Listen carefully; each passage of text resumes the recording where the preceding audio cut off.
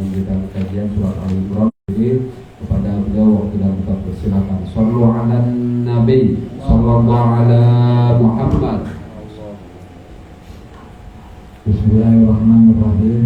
Assalamualaikum warahmatullahi wabarakatuh. Waalaikumsalam warahmatullahi wabarakatuh. Alhamdulillahilladzi an'ama ni'matan lana wal Islam wa asyhadu an la ilaha illallah wahdahu la syarikalah wa asyhadu anna Muhammadan abduhu wa rasuluh la nabiyya ba'dah.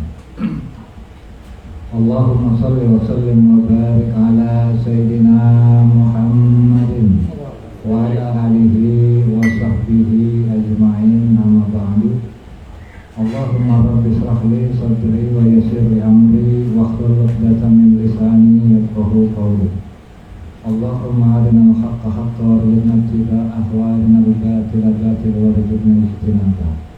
Alhamdulillah, puji beserta syukur marilah sama-sama kita panjatkan kehadirat Allah Subhanahu wa taala yang mana atas berkat nikmat sehat, hidayah dan taufiknya alhamdulillah kita masih bisa hadir berkumpul dalam rangka kajian tafsir Al-Qur'an. Dan insyaallah pada kesempatan kali ini kita akan membahas surah Al-Imran ayat ke-65. Dan tidak lupa salawat beserta salam marilah kita limpah curahkan kepada Nabi kita Muhammad sallallahu alaihi wasallam. Para yang saya hormati dan mudah-mudahan Allah memuliakan. Sebelum kita membaca atau mengkaji surah Al-Imran ayat ke-65, mungkin kita agak sedikit melihat ke belakang di ayat sebelumnya, yaitu di mana Allah Subhanahu wa taala berfirman, Qul ya ahlal kitab ta'alu ila kalimatin sawa bainana wa bainakum alla na'budu illallah wa la nusyrika bihi syai'a. Nah, di sini Rasulullah sallallahu alaihi wasallam diperintahkan oleh Allah untuk mengatakan kepada para ahli kitab supaya dia sudah mengajak kepada kalimat yang satu yang sama-sama disepakati, baik itu antara orang Nasrani maupun orang Muslim ataupun orang Yahudi, untuk satu pada satu kata sepakat, yaitu apa? Allah na'budu illallah, yaitu apa? Tidaklah kita menyembah itu kecuali kepada Allah. Nah, kesepakatan ini sebenarnya itu bermula pada tokoh sentral daripada ketika agama samawi ini, yaitu Nabi Ibrahim. Jadi Nabi Ibrahim ini adalah Nabi yang diagungkan semua agama samawi, baik itu Nasrani, Yahudi maupun Islam itu sendiri, gitu. Dan itu merupakan Nabi, bapaknya para Nabi. Dan di kelanjutan ayat di sini dikatakan juga wala yattakhidha ba'duna ba'dan arbaban min dunillah. Di sini Allah katakan, dan janganlah kamu mengambil sebagian kamu dari sebagian yang lain itu sebagai Tuhan min dunillah, dari selain Allah. Kalau kita lihat di sini mungkin agak berlebihan kalau misalnya pendeta rahib dikatakan apa? Dijadikan Tuhan. Tapi demi Allah, Al-Quran itu nggak pernah berlebihan ketika mengatakan bahwa pendeta mereka itu dijadikan Tuhan. Buktinya apa, Pak? Buktinya adanya agama Kristen Protestan itu karena dulu sebelum ada agama Kristen Protestan itu karena orang-orang Kristen zaman dulu, para pendetanya itu bisa ngampunin dosa para pengikutnya. Jadi siapa yang mau diampunin dosa datang ke gua, aku kasih surat pengampunan. Dan itu terbayar pakai duit. Dan itu bentuk pemerasan oleh apa? Kalangan pendeta ketika dulu. Bahkan siapa aja itu sebagian orang susah. Kalau misalnya lu mau hilang dosa lu, sini, kemari gua ampunin. Dikasih surat penebusan dosa yang harganya tuh nggak murah. Bahkan kalangan kerajaan pun diperes sama pendeta. Makanya ketika itu makmur banget itu pendeta-pendeta ketika masa itu. Sehingga terjadi akhirnya apa? Pemberontakan, terjadilah revolusi Eropa ketika itu, revolusi Prancis. Maka apa? Pemberontakan, maka lahirlah Kristen Protestan. Itu adalah sebab apa? Dulunya pendeta itu dianggap seperti layaknya Tuhan, bisa ngampunin dosa. begitu Pak. Nah pada kesempatan kali ini di ayat ke-65 kita akan berbicara tentang Nabi Ibrahim Pak, yang saya katakan merupakan tokoh sentral daripada agama Samawi. Nah sebelum saya berbicara tentang Nabi Ibrahim, mungkin kita agak sedikit berbicara dulu mengenai biografi daripada Nabi Ibrahim. Nah Nabi Ibrahim ini Pak, kalau secara bahasa ada yang mengatakan ini diambil dari bahasa Semitik kuno di Babilonia yang artinya itu menyeberang atau mengembara. Nah keturunan daripada Nabi Ibrahim itu dinamakan Habiru atau Ibrani. Dan juga mereka ini termasuk nomaden yang pindah-pindah. Dan bahkan kalau kita lihat sejarahnya Nabi Ibrahim itu tinggalnya juga pindah-pindah. Mulai Nabi Ibrahim ini kelahiran di Babilonia, kalau sekarang itu Irak. Nah ketika pada era di Babilonia, Nabi Ibrahim ini terusir Pak dari Babilonia. Nah apa yang menyebabkan Nabi Ibrahim terusir nanti akan kita bahas. Terusirlah Nabi Ibrahim dari Babilonia ini menuju Haran. Haran itu kalau sekarang itu perbatasan Turki sama Irak. Nah dia tinggallah di Haran. Nah di Haran ini dia ke rumah pamannya, dan di rumah pamannya dia menikahi anak dari pamannya, itu Sarah. Ketika itu menikahi Sarah yang merupakan anak dari paman atau mungkin sepupu ya. Sepupu. Menikahlah dia sama sepupunya Sarah. Nah ketika itu ngumpullah di situ sepupu, diajak mereka, ada sepupu, ada juga ponakan Nabi Lut. Nabi Lut beserta istri, Nabi Ibrahim beserta istri. Ketika itu diajaklah bertauhid, menuhankan Allah. Maka ketika sudah semua diajak untuk bertauhid, Nabi Lut disuruh pergi kepada umatnya, Nabi Ibrahim juga pergi kepada umatnya itu dengan pergi ke Palestina. Gitu. Artinya di sini Pak, bahwa yang namanya Nabi atau yang Rasul itu ketika dulu diutus itu pada wilayah tertentu. Gitu misalnya nih untuk wilayah Bani Israel aja, Bani Israel sebagai Nabi Ibrahim, dan lain-lain enggak. Nah kalau Nabi Lut yaitu ke kaum Sodom. Nah ketika itu bisa tuh antara Nabi Lut, Nabi Ibrahim. Nabi Ibrahim ke Palestina, Nabi Lut ke kaum Sodom. Nah ketika lama lah tinggal nih di Palestina. Ternyata lama sampai umur Nabi Ibrahim itu 100 tahun belum juga punya anak Pak. Sampai ada kan Nabi Ibrahim berpikir ya udah bagaimana nih, padahalnya Pak, dengan menikahi wanita lain diharapkan, dengan menikahi wanita lain yaitu Hajar, diharapkan nanti Allah mendengar harapan daripada Nabi Ibrahim, yaitu memiliki anak. Dan ternyata benar, lahir daripada Hajar ini yaitu anak bernama Ismail. Ismail itu artinya apa? Ismail itu kan asal kata dari bahasa di Arab juga bisa, atau bahasa Ibrani Ismail, yang artinya apa? Allah telah mendengar. Maksudnya apa? Allah telah mendengar harapan Ibrahim dengan menikahi Hajar dapat punya anak, dan itulah Ismail yang artinya Allah mendengar, Allah telah mendengar jawaban daripada doa Nabi Ibrahim punya anak, ya kan? Nah karena namanya tinggal ya Pak di satu wilayah, ada istri muda, istri tua. Ada ulama yang mengatakan terlahir kecemburuan sosial, ya kan, antara Sarah dengan Hajar. Tapi terlepas dari itu semua, yang jelas Allah memerintahkan kepada Ibrahim supaya ungsiin Hajar dan siapa? Dan Ismail ini ke Mekah. Ya kan? Yang jelas Allah memerintahkan seperti itu kepada Ibrahim. Maka dipindahinlah, diajak Ismail sama Hajar ini ke Mekah.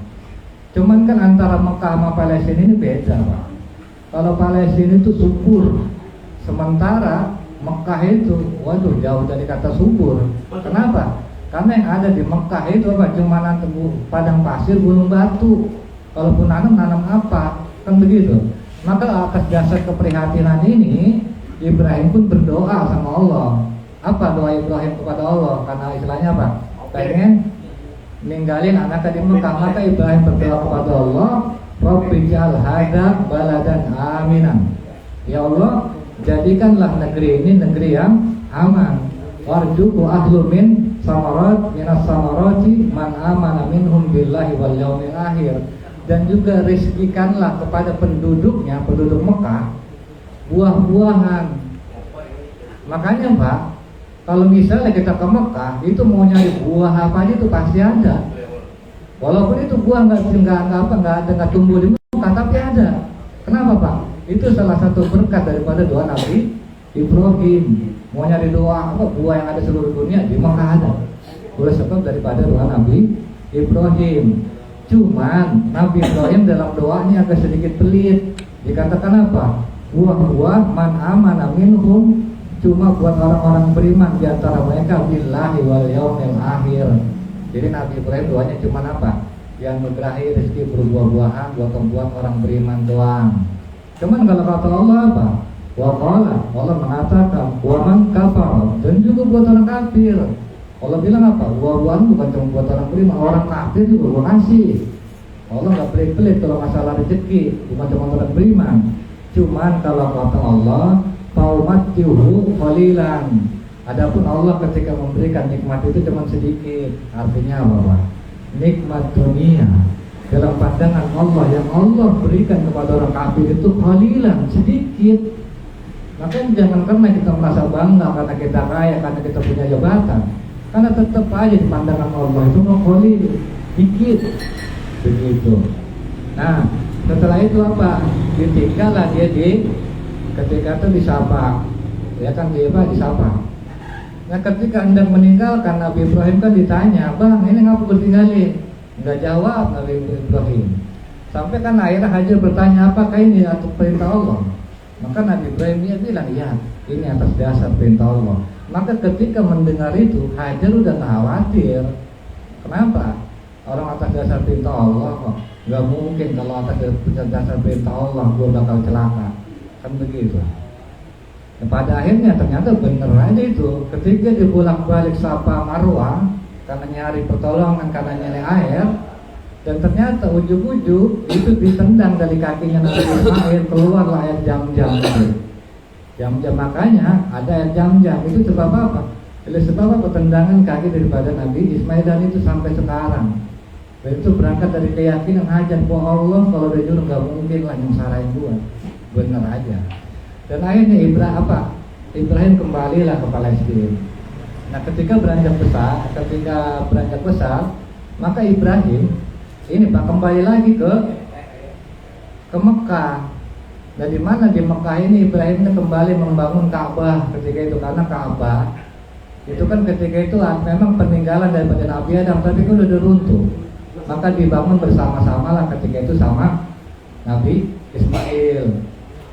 Dan selesai membangun Ka'bah, Allah juga dapat turun perintah, yaitu di mana Ibrahim ini disuruh nyembah, yaitu anaknya Ismail. Maka ketika itu apa? Ketika Ibrahim nah, lanjut ya. Ketika Ibrahim menyembah itu, maka apa? Dikata Allah, ketika Ibrahim pisau dari leher Ismail, maka Allah katakan di dalam Al-Quran, falamma aslama, maka ketika keduanya telah Islam, atau maka ketika keduanya telah berserah diri. Nah, disinilah muncul istilah Islam atau agama Islam. Itu kapan? Ketika Ibrahim udah pasrah harus menyembelih anaknya Ismail, dan ketika Ismail udah harus pasrah disembelih bapaknya Ibrahim. Maka apa? Falamma aslama, maka ketika keduanya telah berserah diri. Tapi pada akhirnya apa? Digantilah itu Nabi Ismail dengan domba ketika itu. Nah, udah tuh, udah menjalani ritual, baliklah Nabi Ibrahim ini ke Palestina. Nah, ternyata ketika sampai di Palestina, di rumahnya udah ada tamunya ini malaikat. Yang mana malaikat ini tujuan sebenarnya pengen datang ke Nabi Lut. Kenapa? Pengen mengajak kaum Nabi Lut. Cuman sebelum dia Sebelum dia ke Nabi Lut, dia mampir dulu ke Nabi Ibrahim. Tujuannya apa Pak dia ke Nabi Ibrahim? Tujuannya pengen apa? Pengen menyampaikan kabar gembira kepada istrinya bahwa istrinya ini bakal punya anak yang bernama Ishak. Nah, Ishak ini kan artinya apa Pak? Artinya kan tertawa. Kenapa kok sampai dibilang tertawa? Karena Ishak ini melahirkan kebahagiaan buat emaknya. Ketawa bingung, masa iya udah tua gua kayak gini masih bisa punya anak. Sampai akan tertawa Sarah itu. Maka itulah anak yang dinamakan Ishak ketika itu. Maka apa? Disitulah anak Nabi Ibrahim yang kita tahu adalah Ismail dan Ishak, dan istri daripada Nabi Ibrahim yang kita tahu adalah Hajar dan Sarah. Walaupun menurut ahli sejarah istrinya bukan cuma 2, ada yang bilang 3, ada yang bilang 4. Yang ketiga itu apa? Kontura. Yang kontura dari kontura ini Pak melahirkan keturunan yang Melayu kayak kita nih. Dan bahkan ada yang bilang kontura ada dari Indonesia menurut ahli sejarah, kan begitu. Itu kata ahli sejarah, kita nggak tahu alam, dan kita juga nggak terlalu penting membahas itu. Tapi kita lanjut pembahasan selanjutnya, yaitu apa? Nah dari ini lahirlah Ishak Pak. Yang dari Ishak ini lahir Nabi Yakub. Nah Nabi Yakub ini Pak nama lainnya Israel. Nah Nabi Yakub dulu punya anak 12. Dari 12 ini lahir banyak keturunan. Maka keturunan dari Nabi Yakub yang 12 ini dinamakan Bani Israel. Nah Israel, Bani Israel ini kan ada Yahudi, ada Kristen. Cuman kalau Yahudi dia menisbatkan dirinya ke Nabi Musa, sementara kalau Nasrani menisbatkan dirinya ke Nabi Isa. Tapi semuanya termasuk masuk kategori Bani Israel, keluarga daripada itu Nabi Yakub, karena keturunan daripada Nabi Yakub. Nah cuman yang perlu kita ketahui Pak, bahwa istilah Yahudi, bahwa istilah Nasrani adalah istilah atau penamaan yang nggak pernah Allah namain. Kenapa? Karena Yahudi itu adalah istilah nama yang mereka namakan sendiri dari apa? Yahuda yang merupakan anak Yakub. Karena itu merupakan marga terbesar keturunan daripada Nabi Yakub. Sehingga apa? Para pengikut Nabi Musa menamakan agama mereka sebagai Yahudi. Dan begitu juga Nasrani. Nasrani itu kan diambil dari tempat lahirnya Nabi Isa, Nazaret. Sehingga dikatakanlah agama yang mereka anut adalah agama Nasrani, dan Allah nggak pernah bikin nama itu. Sehingga dalam panggilan di dalam Al-Quran, Allah nggak pernah manggil ya ayuhan Nasara, ya ayuhal Yahud, nggak pernah. Karena Allah nggak pernah nganggap mereka. Yang Allah panggil apa? Ya Ahlul Kitab, ya Utul Kitab, ya Bani Israel. Nggak pernah Allah panggil. Tapi walaupun Allah nggak pernah panggil, Allah juga sebut di dalam Al-Quran. Cuman apa? Menyebut untuk menggambarkan tentang perilaku mereka. Salah satunya, walan tarda ankal yahudu walan nasara hatta tattabi'a millatahum. Nggak akan pernah reda orang Yahudi Nasrani hatta tattabi'a millatahum, sampai kamu ikut milah mereka.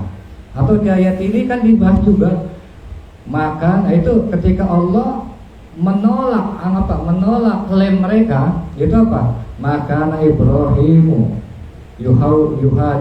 Yahudiyan wala Nasraniyan, dan bukanlah Ibrahim itu orang Yahudi, bukan juga Ibrahim itu orang Nasrani. Allah sebut cuma untuk menyirikan mereka atas perilaku mereka. Allah tolak perbuatan mereka, sebut. Tapi kalau untuk panggilan, penghormatan, Allah nggak pernah panggil mereka Yahudi, Allah nggak pernah panggil mereka Nasrani, karena Allah nggak pernah namain istilah Yahudi. Kenapa Pak? Karena agama yang Allah turunkan dari zaman Nabi Adam sampai akhir zaman itu Nabi Muhammad adalah Islam. Buktinya apa Pak? Di dalam Al-Quran Allah bilang wasa biha, dan telah mewasiatkan biha dengan kata itu. Apa kata itu? Siapa? Ibrahim Bani apa? Bibani kepada anaknya, wa Yakub, dan juga Yakub pernah berwasiat kepada anaknya apa? Ya baniya, wahai anak-anakku, innallaha astafa, sesungguhnya Allah telah memilih lakum bagi kamu dina, yaitu agama, fala tamutunna, maka janganlah kamu mati illa wa antum muslimun, kecuali kamu dalam keadaan muslim, kecuali kamu dalam keadaan berserah diri. Artinya apa? Ya nggak ada istilah nama-nama agama Yahudi, agama Nasrani. Allah nggak pernah bikin itu. Makanya Allah nggak pernah mengakui atau nggak pernah menyebut mereka dengan panggilan agama mereka. Begitu. Makanya di sini juga di kelanjutan ayat atau yang ayat kita bahas, Allah katakan apa? Ya ahlul kitab, wahai ahlul kitab. Kan begitu. Allah manggil mereka itu orang-orang Bani Israel. Allah nggak panggil itu dengan panggilan ya ayyuhal yahud, ya ayyuhan nasara, nggak ada. Apa dikatakan? Lima tuhajuna fi Ibrahim wa ma unzilatit Taurat wal Injil illa min ba'di afala ta'qilun.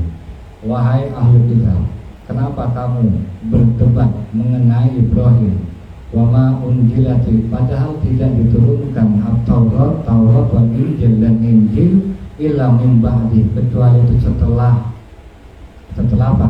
Setelah kedatangan Nabi Ibrahim. Apalah takbilun, apa lu nggak pakai otak? Maksudnya begini Pak. Jadi dulu orang-orang itu kan ngumpul, orang Yahudi, orang Nasrani, bahkan Islam sendiri, ya kan gitu. Jadi itu ditanya Muhammad, kan gitu, Muhammad, lu keturunan siapa? Keturunan Ibrahim. Buktiin apa? Itu Ka'bah, itu ada Safa Marwah, dan itu diakui oleh mereka. Kalau dia benar keturunan atau ajaran adalah Ibrahim itu ngikut agama gua Yahudi. Ibrahim, orang Nasrani nggak mau kalah. Jangan begitu. Namanya Ibrahim ikut agama gua Nasrani, kan begitu. Cuman kan logika ini logika ngaco. Bagaimana lu bisa bilang Ibrahim ngikut Nasrani? Bagaimana lu bisa bilang Ibrahim itu ngikut Yahudi? Padahal adanya Yahudi jauh setelah Nabi Ibrahim, kan apalah takil, kamu otak kalau ngomong begitu. Istilahnya bahasa kasarnya, kalau maksudnya kasar kira-kira seperti itu. Gak masuk akal lu mengatakan bahwa Ibrahim ini ngikut Injil, Ibrahim ngikut Taurat.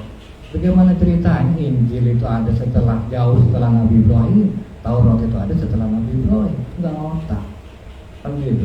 Maka di kelanjutan ayat, antum haula'i ajaztum fima lakum bih ilmun falima tuhajjuna fima laysa lakum bihi ilm. Nah, antum haula'i hajjatum, apakah begini kamu berhujah, yaitu ketika kamu ilmu berada memiliki keilmuan, falima tuhajju, maka bagaimana juga kamu berhujah sementara laisa lakum bihi ilm, sementara kamu itu enggak memiliki pengetahuan tentangnya. Maksudnya gimana Pak? Maksudnya lu sekarang begini, kalau bahasa ungkapan saya, bahasa Betawi, lu sekarang jangan perlu kan berdebat mengenai Ibrahim, lu nggak ada ilmunya. Jangankan yang nggak ada ilmunya, yang ada ilmunya aja lu ngaco. Buktinya apa? Dulu ketika Nabi Isa itu kan ada di depan lu, ya kan? Nah lu tahu Nabi Isa itu lahir dari seorang wanita suci yang nggak memiliki bapak, itu aja lu masih berdebat. Satu sisi bilang, wah ini anak Tuhan, sementara yang lain bilang apa ini haram ini, ya kan gitu. Itu yang di depan mata itu masih berdebat, yang udah lu tahu ilmunya. Ini lu pakai ngomong-ngomong Ibrahim, yang lu nggak tahu sama sekali, lu pakai ngomong, makin ngaco lu. Kalau bahasa kasar begitu Pak, kira-kira kalau mau gampang dipahami, kalau bahasa Al-Quran ini, begitu sampai apa? Ngaco. Sesuatu yang jelas aja di depan mata lu masih ngaco. Ini dia nggak tahu ilmunya pakai ngomong, makin error lu. Begitu kira-kira mengenai daripada perilaku daripada orang-orang Yahudi maupun Nasrani. Nah, maka di sini Pak, di kelanjutan ayat, maka Ibrahimu Yahudiyan wala Nasraniyan walakin kana hanifan muslima wa ma kana minal musyrikin. Dan tidaklah Ibrahim itu seorang Yahudi dan tidak juga Nasrani, akan tetapi Ibrahim ini hanifan muslimah, yaitu apa? Orang yang lurus dan yang berserah diri, dan tidaklah kana minal musyrikin, dia termasuk orang-orang yang musyrik. Di dalam tafsir ini Syarawi mengatakan hanifan ta'ni ad-dinus shafi, yaitu agama yang bersih, al-khalifu minallah, yang datangnya itu dari Allah. Nah, jadi hanif itu adanya bersih, agama yang datangnya dari Allah. Kenapa dikatakan bersih? Ya karena agama yang mengajarkan tauhid. Sementara orang-orang Nasrani, orang-orang Yahudi itu udah banyak melencengnya, sehingga apa yang tadinya menyembah satu Tuhan jadi 3 Tuhan. Sementara kalau kita Pak, kita agama yang secara ini mengikuti agama Ibrahim, ada garansinya loh kita ini, yaitu apa? Surah Al-Ikhlas, yang artinya apa? Bersih, bening. Bening apa? Dari segala kemusyrikan. Makanya Al-Ikhlas yang artinya bening, bersih. Itu kenapa? Qul huwallahu ahad, Allahus samad, lam yalid wa lam yulad wa lam yakul lahu kufuwan ahad. Ini merupakan garansi bahwa agama kita betul-betul agama yang mengikuti Hanif, agama Hanif, agama Nabi Ibrahim Pak. Merupakan buktinya begitu. Nah sementara di dalam kelanjutan tafsir ini Syekh Sarawi mengatakan apa Pak? Wa kalimatun ma'khudun minal mihasatu. Jadi apa Pak? Kata hanif ini kan diambil dari kata itra. Fal hanafu wa mailu fil fisaqaini min asfala. Nah ini Pak, hanif ini itu kan terambil dari kata apa? Kemiringan fisaqaini dari dua kaki min asfal bagian bawah. Maksudnya apa kemiringan dari apa? Kaki di bagian bawah maksudnya apa? Jaju fi rijlaini, itu apa? Kaki bengkok. Nah itu sebenarnya hanif itu artinya bengkok, bukannya lurus. Kenapa kok di sini Allah mengatakan hanif? Makanya kan di sini dikatakan sumanaqal al-hanafu ila kullu amru ghairun mustawin. Jadi segala sesuatu urusan atau apa itu kalau misalnya yang enggak rata itu dinamakan hanif. Tapi kenapa Allah menggunakan kata hanif bengkok? Kalau orang kan diterjemahkan, kalau kita lihat terjemahan Al-Quran artinya lurus Pak ya. Padahal kalau kita menelusuri lebih jauh makna hanif itu artinya bengkok, dan bahkan segala sesuatu yang enggak rata itu dinamakan hanif sebenarnya. Nah kenapa Allah menggunakan kata hanif bengkok? Yang perlu kita ketahui Pak, bahwa semua nabi itu diutus ketika umatnya itu udah amburadul, udah banyak nyeleweng. Ketika udah makin hancur biasanya diutus lah nabi, ya kan? Diutus nabi seperti apa? Nabi Ibrahim. Ketika itu pun udah merajalela penyembahan terhadap berhala, ya kan? Penyembahan terhadap berhala. Maka apa? Maka Nabi Ibrahim di situ dianggap layak seperti orang yang apa? Yang menyimpang, yang bengkok, di antara yang bengkok. Ya kan ini bengkok nih. Kalau kita ngikutin lempeng tuh, maka ikut bengkok kita itu. Maka apa? Jangan ikutin bengkok, kita harus bengkok, menyimpang dari yang menyimpang, ngerti Pak? Menyimpang dari yang menyimpang. Makanya apa? Nabi Ibrahim dia nggak menyimpang, hingga akhirnya diusir lah, dibakar ya sama kaumnya. Dan bukan cuma Nabi Ibrahim, seperti Nabi apa?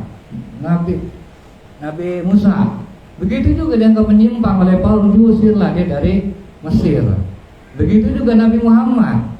Nabi Muhammad ini kan dianggap menyimpang Pak, ya kan dianggap menyimpang. Makanya Nabi Muhammad menyimpang dari yang menyimpang.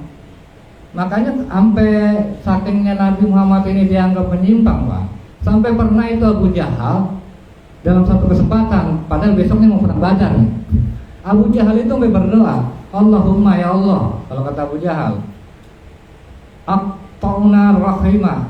Oh, Muhammad adalah orang yang paling memutus tali silaturahim, kalau kata Abu Jahal. Wa ta'ana bima la na'rifuhu. Dan Muhammad ini adalah orang yang mendatangkan apa? Gagasan aneh yang enggak dikenal di masyarakat. Apa begitu ya, Bapak? Maka doa dia apa? Fa'ahinhu ghadan, maka binasakanlah dia besok. Nah jadi Pak, Abu Jahal aja itu nganggap Nabi Muhammad adalah orang yang paling memutus tali silaturahim. Padahal Nabi Muhammad nggak pernah memutus tali silaturahim. Nabi Muhammad cuma mengajak ke Islam. Cuma lu benci sama orang masuk Islam, lu sendiri yang memutus tali silaturahim, bukan Nabi. Begitu. Dan juga dibilang nama Nabi Muhammad membawa gagasan yang aneh.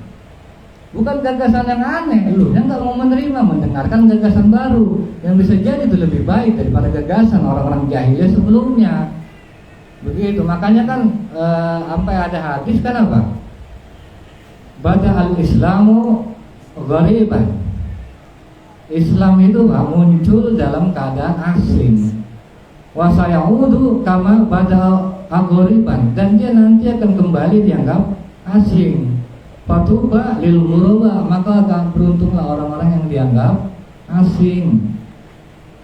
Misalnya seperti apa? Misalnya kayak seperti Ustaz Aceh. Ustaz Aceh kan dianggap aneh sama orang nih. Terus Ustaz Aceh kalau jalan untuk aja itu, kan gitu misalnya. Padahal Islam itu mengajarkan yang namanya ghadul basar, kan begitu. Itu ajaran Islam, menundukkan aja apa? Menundukkan pandangan, melihat sesuatu yang bukan haknya. Tapi kalau untuk zaman sekarang kan dianggap aneh itu. Kenapa? Itu tadi seperti kata Rasul, Islam ini muncul dianggap aneh dan nanti akan kembali dianggap aneh, maka beruntunglah orang-orang yang dianggap aneh gitu. Makanya di sini Bang, ya seperti tadi saya bilang, kenapa Allah menggunakan kata hanif? Yang arti sejatinya itu bukan lurus, bukan lempeng, tapi menyimpang. Cuman menyimpang ini dari sesuatu yang menyimpang. Seperti Rasulullah dianggap menyimpang, akhirnya terusir dari Mekah, terusir ke Madinah, kan begitu. Dan semua nabi begitu, dianggap menyimpang, akhirnya terusir, bahkan ada yang dibunuh, begitu. Dan juga di sini saya selalu mengatakan, waqad yaqulu qail, dan mungkin ada sebagian orang yang mungkin akan berkata, walima dalam yaqullah, walima dalam yaqulillah, kenapa kok Allah enggak mengatakan inna Ibrahim kana mustaqiman? Gitu. Kenapa? Allah enggak mengatakan sesungguhnya Ibrahim ini lempeng gitu. Kenapa sebagai bahasa hanif? Kenapa kok walima jaja'a bi kalimatin hanifan? Kenapa kok Allah di sini mengatakan dengan kata hanifah? Nah ini sedangkan yang namanya hanif kalau kata Syekh allati tadullu 'alal aus, itu menunjukkan sesuatu yang bengkok, sesuatu yang gelempang. Kenapa Allah menggunakan demikian? Wa naqulu, kami mengatakan law qala, kalau sekiranya dikatakan muslim mustaqiman yaitu lempeng, lawan naba'dan nas annahu kana ala tariqati ahlul zaman. Maka apa? Maka mungkin sebagian orang akan menganggap bahwa Nabi Ibrahim ini yaitu apa? Hidup dengan sesuai dengan zaman ketika itu. Kalau orang-orang error ya error lagi Nabi Ibrahim. Ya kan begitu. Akan ada anggapan seperti itu. Maka di sini dikatakan apa? Nabi Ibrahim waqad kanu fi aus bidal, maka menggunakan kata apa? Kata hanif itu kan sesuatu yang menyimpang dan kesesatan, karena ini merupakan apa? Jadi begini Pak, simpelnya mengenai begini. Nabi Ibrahim intinya apa? Intinya kan sebenarnya pada kata musliman, artinya apa? Berserah diri. Sementara musliman itu tak tadi musliman ilaih, membutuhkan kepada siapa yang kita berserah diri. Ya kan gitu. Intinya itu agama itu sebenarnya berserah diri, bukan masalah lurus apa lempeng. Sekarang sholat Bapak, sholat itu jangan dikira Pak, ada sholat wajib, ada sholat haram. Ya kan? Kapan itu sholat haram? Ba'da asar. Sholat itu dalam pandangan kita baik itu. Sementara ketika kita sholat asar, baik nggak tuh kira-kira? Kagak benar. Kenapa? Karena masalahnya bukan sholatnya. Bapak nurut nggak sama Allah? Bapak Islam nggak, berserah diri nggak sama Allah? Bukan masalah sholatnya Pak. Ngerti nggak ya? Puasa kan ada puasa sunnah, puasa wajib, ada juga puasa haram. Yang namanya puasa kan kita anggap baik. Cuma kalau sekali-kali Bapak coba puasa di waktu yang diharamkan oleh Allah, bagus nggak? Kagak bagus. Karena inti masalahnya bukan puasanya Pak. Inti masalahnya Bapak Islam nggak sama Allah, berserah diri nggak sama Allah, nurut nggak sama Allah. Kan begitu masalahnya, bukan masalah Bapak sholat, sebab Bapaknya bukan. Masalahnya Bapak nurut nggak sama Allah. Nah begitu juga masalah Nabi Ibrahim. Kalau Allah bilang bengkok ya bengkok. Kalau bilang sembelih itu anak lo, ya kan secara doa kan udah nggak pantas banget. Tapi kalau itu perintah Allah, falamma aslama, maka ketika itu kedua berserah diri, pasrah. Tapi kan yang namanya Allah nggak mungkin memerintahkan sesuatu yang membinasakan umatnya. Ya tetap aja diganti sama Allah. Nggak jadi anak itu disembelih gitu Pak. Mungkin itu saja, insya Allah nanti akan sedikit diulas oleh Ustaz Abdul Hamid pada sesi kejelasan dari kalam. Wassalamualaikum warahmatullahi wabarakatuh.